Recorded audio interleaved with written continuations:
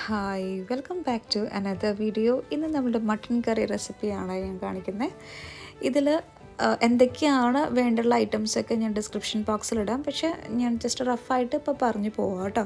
ഇതിലേക്ക് ചെറിയ ഉള്ളി, വെളുത്തുള്ളി, ഇഞ്ചിയാണ് മെയിനായിട്ടുള്ള ഐറ്റംസ് വേണ്ടത്. സവോളയൊന്നും വേണ്ട. എത്രയ്ക്കാന്നുള്ളത് ഞാൻ പറഞ്ഞ പോലെ ഡിസ്ക്രിപ്ഷനിലിടാം കേട്ടോ. അപ്പം 1 kg മട്ടനാണ് വാങ്ങിച്ചിരിക്കുന്നത്. ഇവിടെ നമുക്ക് എപ്പോഴും അങ്ങനെ മട്ടൺ അവൈലബിൾ അല്ല, പക്ഷെ ഇന്ന് എന്തൊരു ഭാഗ്യത്തിന് പോയപ്പോൾ ലക്കിന് കിട്ടി കേട്ടോ. അപ്പോൾ 1 kg മട്ടണിലേക്ക് മഞ്ഞൾപ്പൊടി ഇടുക, പിന്നെ മുളക് പൊടി കുറച്ചിട്ടാൽ മതി, കാരണം പച്ചമുളക് കുരുമുളക് പൊടിയാണ് കൂടുതലിടേണ്ടത്. പിന്നെ 2 പച്ചമുളക് കീറിയിടുക, പിന്നെ കുരുമുളക് പൊടി ഇടുക, പെരിഞ്ചീരകം ഒന്ന് ചതച്ചിട്ടിടുക, പിന്നെ ചെറിയ ഉള്ളി, വെളുത്തുള്ളി, ഇഞ്ചി അങ്ങനെ അങ്ങ് എടുത്തിട്ടാൽ മതി, കാരണം 4-5 വിസിൽ അടിക്കുന്നുണ്ട്. അപ്പോൾ പിന്നെ അതങ്ങ് കറക്റ്റ് വെന്തോളും. പിന്നെ ആവശ്യത്തിന് ഉപ്പ്, പിന്നെ മല്ലിപ്പൊടി, റോസ്റ്റ് ചെയ്ത മല്ലിപ്പൊടി ഉണ്ടല്ലോ, അതും കൂടെ ആഡ് ചെയ്യുക. ആവശ്യത്തിന് ഉപ്പിടുക, നന്നായിട്ട് മിക്സ് ചെയ്യുക കേട്ടോ. ഇതിലേക്ക് വെള്ളമൊന്നും ഒഴിക്കണ്ട.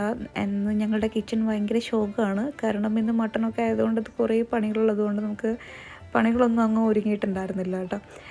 ഇനി വേറൊരു സീൻ കാണിച്ചാൽ അതിനിടയ്ക്ക്, ഇത് ഞങ്ങളുടെ അപ്പൂസനെ ഇന്ന് ജിംബു കണ്ണനാക്കിയിരിക്കണം. ഇവിടെ കുറേ ലേസ് ഉണ്ടായിരുന്നു, അമ്മ മുന്നേ സ്റ്റിച്ച് ചെയ്യായിരുന്നു. അപ്പോൾ അതിൻ്റെ കുറേ ഐറ്റംസൊക്കെ ഇവിടെ ഇരിപ്പുണ്ടായിരുന്നു. അപ്പം കണ്ണനാക്കിയിട്ട് വന്നിരിക്കുക എന്നാണ് പറയുന്നത്. അപ്പോൾ കണ്ണൻ്റെ ഓടക്കുഴലൊക്കെ പിടിച്ചിട്ടാണ് നിൽക്കുന്നത്, പക്ഷേ ഓടക്കുഴൽ പകുതിയൊക്കെ ആയിട്ടുള്ളൂ. അപ്പോൾ അമ്മ വെച്ച് കൊടുക്കുന്നുണ്ട്, പക്ഷേ അതൊന്നും കറക്റ്റ് ശരിയാവുന്നില്ല. എനിക്ക് അപ്പൂസിൻ്റെ ബാഗ് കാണുമ്പോഴാണ് കേട്ടോ ഭയങ്കര കോമഡി. ബാഗ് കാണാൻ നല്ല രസമായിരുന്നു.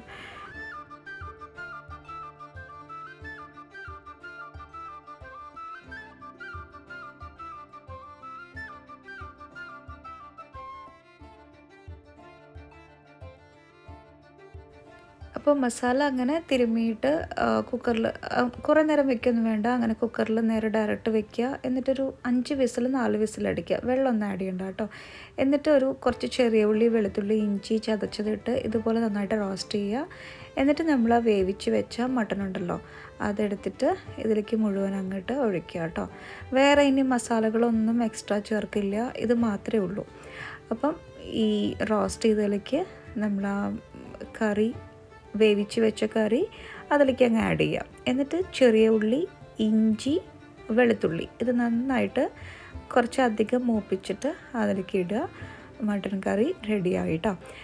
എനിക്ക് ആക്ച്വലി ഇത് സിമ്പിളായിട്ട് തോന്നിയ കാര്യം എന്താണെന്ന് വെച്ച് കഴിഞ്ഞാൽ, ഇത് കുറേ നേരം ഇപ്പോൾ സവോള അങ്ങനത്തെ ഐറ്റംസ് ഒന്നും ഇട്ട് വഴറ്റൊന്നും വേണ്ട.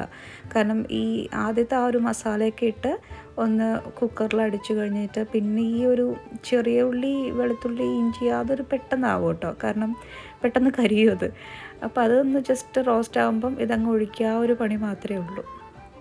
അപ്പം നല്ല നൈസായിട്ടുള്ളൊരു കറിയായിരുന്നു കേട്ടോ, നല്ല ഗ്രേവി, തിക്കായിട്ടുള്ള ഗ്രേവിയൊക്കെയാണ്.